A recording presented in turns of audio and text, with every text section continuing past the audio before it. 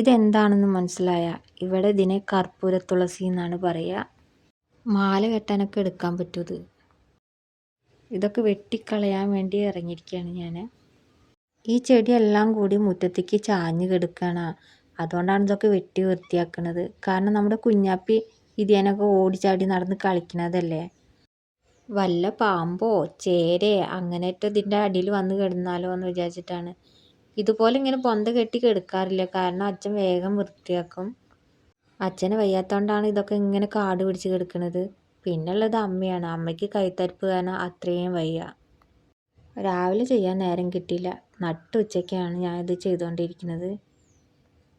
വൈകിട്ട് ചിലപ്പോൾ മഴയാണെങ്കിലോ എന്ന് വിചാരിച്ചിട്ട് ഞാൻ ഈ വെയിലൊന്നും നോക്കിയില്ല. അപ്പം തന്നെ ചെയ്യാമെന്ന് വിചാരിച്ചു.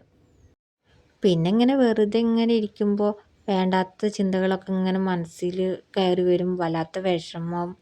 അപ്പോൾ പിന്നെ ഇതുപോലെ എന്തെങ്കിലും ചെറിയ ചെറിയ ജോലി ചെയ്താൽ ആശ്വാസമായെങ്കിലോ എന്ന് വിചാരിച്ചിട്ട് ഇങ്ങനെ ചെയ്തുകൊണ്ടിരിക്കും. പിന്നെ എന്ത് ചെയ്താലും നമ്മളെ മനസ്സിലേക്ക് ഒരേ ഒരു ചിന്ത തന്നെ എപ്പോഴും കടന്നു വരിക. രാത്രിയാണെങ്കിൽ ഉറക്കം വരില്ല. ഇങ്ങനെ ഇരിക്കും. പിന്നെ നേരം വെളുക്കാറാകുമ്പോൾ 3 മണി 4 മണിക്കാണ് ഒന്ന് ഉറങ്ങുക. അപ്പോഴേക്കും നമ്മുടെ കുഞ്ഞാപ്പി എഴുന്നേൽക്കും. 5 മണിയായിട്ടുണ്ടെങ്കിൽ കുഞ്ഞാപ്പി എഴുന്നേറ്റ് കളിക്കാൻ തുടങ്ങും. പിന്നെ അവൻ്റെ കൂടെ ഇങ്ങനെ ഇരിക്കും. കുറച്ച് നേരം എന്നെ കാണാതായ മോൻ കരഞ്ഞുകൊണ്ട് ഇങ്ങനെ നടക്കും. അപ്പോൾ ഞാൻ ചിന്തിക്കും, ഞാനും കൂടി ഇല്ലാതായാൽ പിന്നെ മോനിക്ക് ആരാ ഉള്ളതെന്ന്.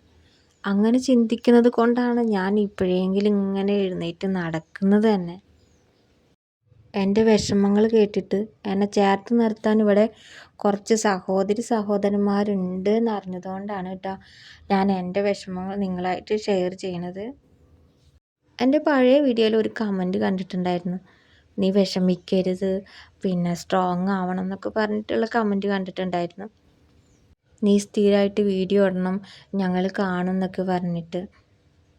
എന്നെ മനസ്സിലാക്കി, എൻ്റെ സാഹചര്യങ്ങളെ മനസ്സിലാക്കിയിട്ട് എൻ്റെ കൂടെ നിൽക്കുന്നതിന് ഒരുപാട് എന്താ പറയുക പറഞ്ഞറിയിക്കാത്ത നന്ദിയുണ്ട്. ഇനിയും അങ്ങോട്ടുള്ള എൻ്റെ വീഡിയോസിൽ നിങ്ങളെല്ലാവരും സപ്പോർട്ട് ഉണ്ടാവുമെന്ന് വിചാരിക്കുന്നു. അങ്ങനെ എൻ്റെ വെട്ടി വൃത്തിയാക്കണ പണി ഒരുവിധം കഴിഞ്ഞിട്ടുണ്ട്. ഇതിപ്പോൾ തന്നെ അടിച്ച് വൃത്തിയാക്കിയിട്ടില്ലെങ്കിൽ മഴ പെയ്തിട്ടുണ്ടെങ്കിൽ അതൊക്കെ അവിടെ ഒട്ടിപ്പിടിച്ച് കിടക്കും. പിന്നെ അതടിച്ച് വരാൻ ഇത്തിരി ബുദ്ധിമുട്ടാവും. അതുകൊണ്ടാണ് ഞാൻ അപ്പോൾ വെട്ടിയതിന് ശേഷം വേഗം അടിച്ച് വൃത്തിയാക്കുന്നത്. അങ്ങനെ നമ്മുടെ പണി കഴിഞ്ഞിട്ടാണ്. ഇനി ഞാൻ എൻ്റെ പണി ആയുധം കൊണ്ട് പോവുകയാണ്. എൻ്റെ വീഡിയോ ഇത്രയും നേരം കണ്ടിരുന്നതിന് ഒരുപാട് നന്ദിയുണ്ട്.